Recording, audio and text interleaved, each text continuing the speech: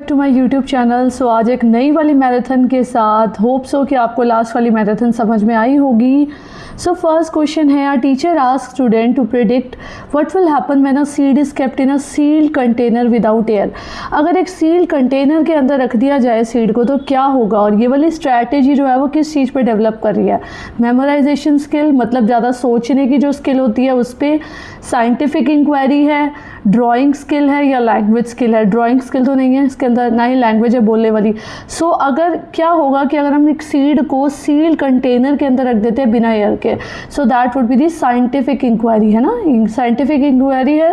Okay, next question पे आते हैं। दो ऑब्जेक्ट है 2 kg और 4 kg, दोनों को हमने सेम हाइट से ड्रॉप करा है वैक्यूम के अंदर। सो कौन सा स्टेटमेंट जो है वो करेक्ट होगा। जो 4 kg का ऑब्जेक्ट है वो पहले पहुंचेगा, 2 kg का ऑब्जेक्ट पहले पहुंचेगा, दोनों एक साथ पहुंचेंगे। और टाइम जो होगा वो शेप के ऊपर डिपेंड करेगा। नहीं, टाइम कोई भी शेप के ऊपर डिपेंड नहीं करता, ना ही मास के ऊपर डिपेंड करता है। दोनों ही चीज़ें जो है वो बराबर टाइम पे पहुंचेंगी, सेम ही टाइम पे। So both reach together. Clear.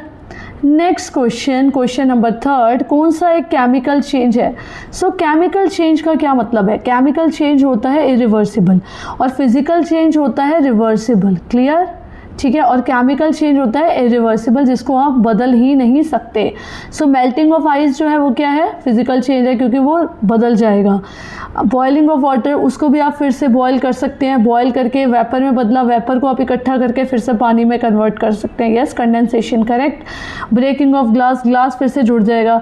लेकिन जो रस्टिंग ऑफ आयरन है कि अगर एक बारी जंग लग गया सो वो लग गया एंड वो आगे तक के लिए जंग लगा ही रहेगा। That would be the reversible reaction.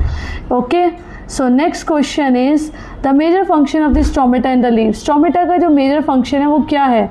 Minerals का एब्जॉर्प्शन, खाने का ट्रांसपोर्ट, एक्सचेंज ऑफ गैसियस और transpiration and photosynthesis. So exchange of gaseous and transpiration is the answer for the stomata. ठीक है, ना मिनरल का एब्जॉर्प्शन होता है, ना ही फूड का ट्रांसपोर्टेशन होता है, सिर्फ और सिर्फ एक्सचेंज ऑफ गैसियस होता है। गैस का एक्सचेंज होना या फिर ट्रांसपीरेशन का मतलब होता है, ट्रांसपीरेशन का मतलब होता है loss of the water from the leaf surface. Clear. Okay, next question, assessment in science education. जो साइंस की एजुकेशन है उसमें असेसमेंट किस चीज़ पे एम करता है। सो that would be the ranking students को रैंक करना, कंसेप्चुअल अंडरस्टैंडिंग को समझना।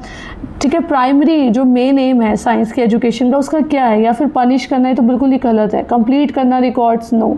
रैंक करना स्टूडेंट्स को, नो। सो कंसेप्ट को समझना और उसके मिसकंसेप्शंस को कि क्या क्या साइंस के फैक्ट्स के अंदर कंसेप्ट्स हैं और क्या क्या मिसकंसेप्ट्स हैं। Clear. Coming on the next one, एक प्लांट को हमने सनलाइट में रखा है और बट वो जो है उसको हमने कार्बन डाइऑक्साइड नहीं दी। सो कौन सा प्रोसेस जो है वो सबसे ज़्यादा इफेक्ट करेगा। रेस्पिरेशन, फोटोसिंथेसिस, ट्रांसपीरेशन या फिर जर्मिनेशन। सो जर्मिनेशन का तो कोई इफेक्ट नहीं होगा इस चीज़ पे। ठीक है, अगर हमने कोई भी एक प्लांट को सनलाइट के अंदर रखा है लेकिन कार्बन डाइऑक्साइड नहीं दिया। सबसे ज़्यादा कार्बन डाइऑक्साइड का जो रोल है वो खाना बनाने के अंदर है। सो खाना बनाने का जो प्रोसेस होता है उसको हम कहते हैं फोटोसिंथेसिस। ठीक है, तो वो ही नहीं होगा। बाकी रेस्पिरेशन वगैरह में भी कोई दिक्कत नहीं आएगी, ट्रांसपीरेशन में भी नहीं आएगी, लॉस ऑफ वाटर के अंदर, ओके, लीफ के सरफेस से या फिर जर्मिनेट होने के अंदर भी नहीं आएगी। सिर्फ और सिर्फ जो दिक्कत आएगी वो आएगी फोटोसिंथेसिस के अंदर। सो वो ही पूरा प्रॉपरली जो है वो इफेक्ट होगा। That would be the photosynthesis, क्योंकि फोटोसिंथेसिस के अंदर क्या होता है कि कार्बन डाइऑक्साइड को छोड़ रहा है, कार्बन डाइऑक्साइड को छोड़ता है प्लांट या फिर कार्बन डाइऑक्साइड को लेता है प्लांट। हम लोग कार्बन डाइऑक्साइड को देते हैं, सो प्लांट जो है वो कार्बन डाइऑक्साइड को लेता है। यस, और कार्बन डाइऑक्साइड को लेकर और वाटर को लेकर वो क्या करता है, वो ग्लूकोज बनाता है और ऑक्सीजन को साथ में जोड़ता है, वो अपना खाना बनाता है। ठीक है, नेक्स्ट क्वेश्चन पे आते हैं कि एस्ट्रोनॉट को वेलेस क्यों फील करते हैं जब वो स्पेस के अंदर जाते हैं। स्पेसक्राफ्ट वैसी वाली के अंदर जो कि अर्थ के ऑर्बिट कर रही है आसपास। ओके, सो उसके अंदर क्या ग्रेविटी एब्सेंट होती है, स्पेसक्राफ्ट बहुत फास्टर मूव कर रहा है लाइट से। एस्ट्रोनॉट और स्पेसक्राफ्ट जो है वो कॉन्टिन्यूस फ्री फॉल में है। एयर प्रेशर जो है वो ज़ीरो हो गया है। तो इसका आंसर क्या है कि एस्ट्रोनॉट और स्पेसक्राफ्ट जो है वो कॉन्टिन्यूस फ्री फॉल के अंदर हैं। दैट्स वाई जो एस्ट्रोनॉट होते हैं वो वेलेस, उनका वेट होता ही नहीं है स्पेसक्राफ्ट में, जो कि अर्थ के दौरान ऑर्बिट कर रही है। देखो ग्रेविटी स्पेस के अंदर एब्सेंट होती है, so this would be wrong. Spacecraft जो है वो बहुत फास्टर मूव कर रहा है than light, that is also wrong. Air pressure जो है वो ज़ीरो हो गया, that is also wrong. So एक ही आंसर बचा हमारे पास, एस्ट्रोनॉट और स्पेसक्राफ्ट जो है वो कॉन्टिन्यूस फ्री फॉल के अंदर हैं।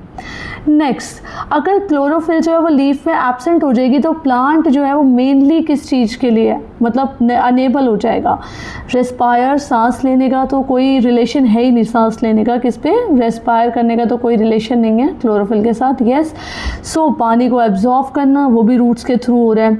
रिप्रोड्यूस करना, वो भी रिप्रोड्यूस में भी क्या होता है? एसेक्सुअल रिप्रोडक्शन से होता है ज़्यादातर जो भी होता है प्लांट्स के अंदर।